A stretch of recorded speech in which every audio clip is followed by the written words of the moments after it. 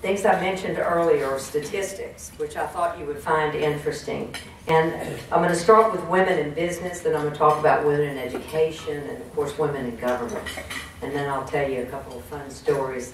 But women in business, there are 10.1 million firms owned by women, employing more than 13 people and generating $1.9 trillion in sales. Think about that. Wow. What an impact you all make on this entire country and this world, for that matter. But it was a statistic I have to admit I was not familiar with, and I didn't know if any of you would be, but I thought it was worth sharing. That is a staggering number. 3/4 of the women-owned businesses, or majority are owned by women. 1 in 5 firms with a revenue of $1 million or more are women-owned. 3% of all women-owned firms have revenues of $1 million or more, compared to 6% of men-owned. Interesting fact. 16% of the corporate offices and Fortune 500 companies are women. Did you know that? I didn't know that. That's a good fact. Women surpass men in the workforce. However, only 18% of the top leadership roles in major economic sectors include business, nonprofit groups, laws, and religions. So that's something that we'll kind of touch on through all the different categories, ending with mine. Remember, there were only 8 female senators out of 39, of which Louisiana women are 51.5% of the population. Think about that. All right. Women in education. A growing number of women graduates in science and engineering with graduate ages 25 to 39 holding such degrees more than doubles that of women over 65. Now, why that's important is, as I look around this group, you are much younger than I am. And when we were coming out of college, and now I'm going to say we, Mrs. Knapp and myself, you know, things were real different then, okay? I mean, really different. Like, it's snowing outside, but you can't wear pants to school.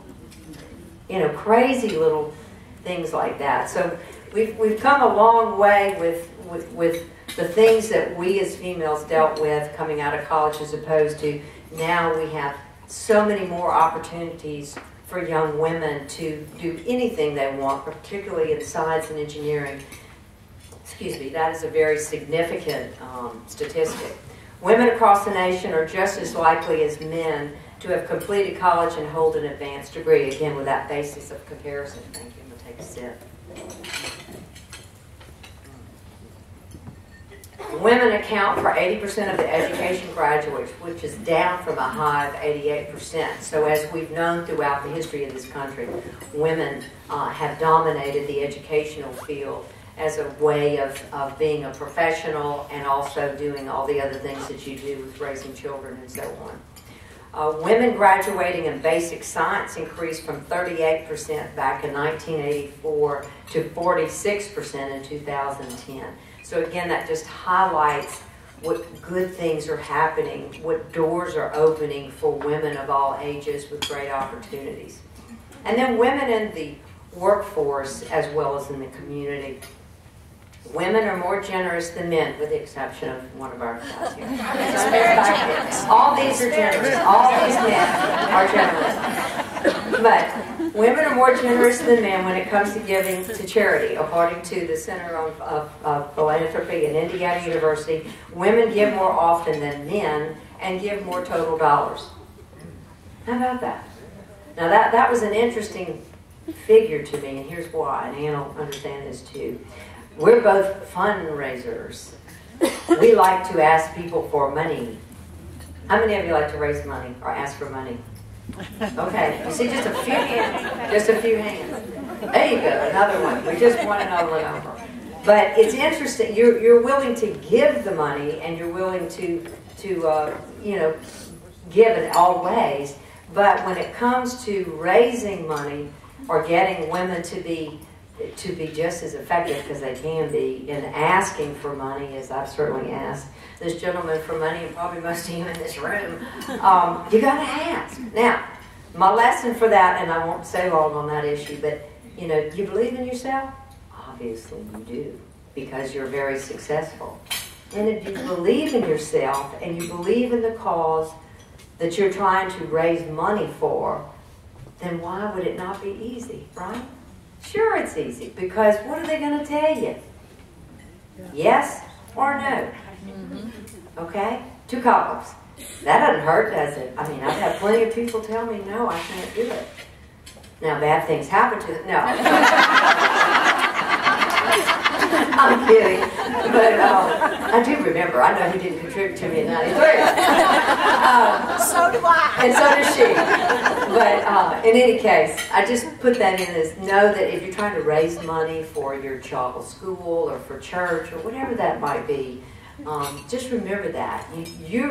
You're comfortable, you're passionate about what you do, and the same exudes over, or the same would be true if you're passionate about that project, that school, that church, or that individual, then if the same would be true.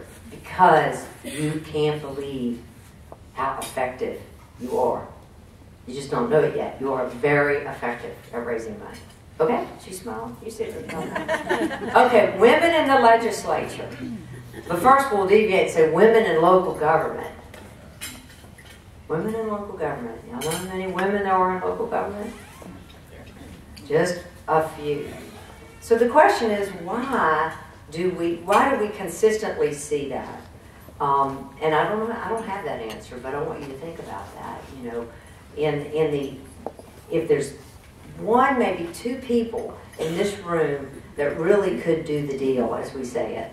You know, I know not everybody's cut out for that. You know, there's just a few of us crazies.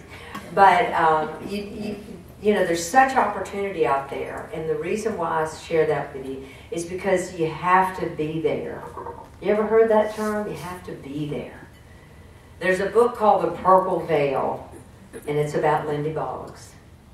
And Lindy Boggs was there.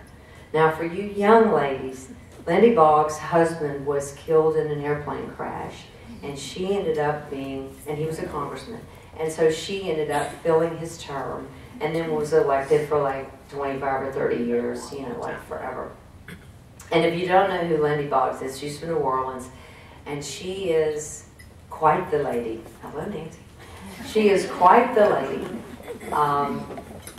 I'm just totally impressed with it. But anyway, the book's called The Purple Veil, and it's all about the different things that happened to Lindy. So if you can imagine, way back in the dark ages, and anyway, Lindy was in Congress, and there were very few females, and there was a bill on the floor, and they were providing for discussing credit, affording credit to all men of all colors and so forth, you know. So they're just working, and they were debating back and forth, and Lindy hits her button and walks up to the mic and she says, "Excuse me," with her real southern accent and those pretty eyes just a flapping, you know, "I'm sure you didn't mean to leave the women out on this equal credit bill." Well, you can imagine what happened.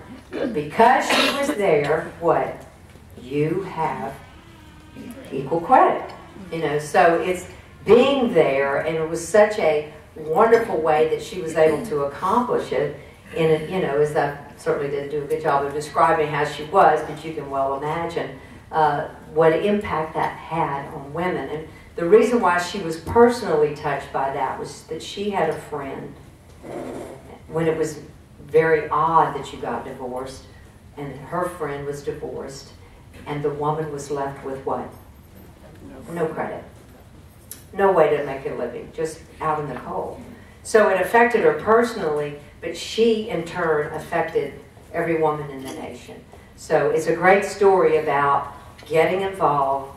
You got to be there. And if it's not you that's going to be there at the table, at the committee room, on the council or the police jury or the school board or wherever, then lift up and support other people, and particularly other women who you think would be a good representative. If you know of someone that's not interested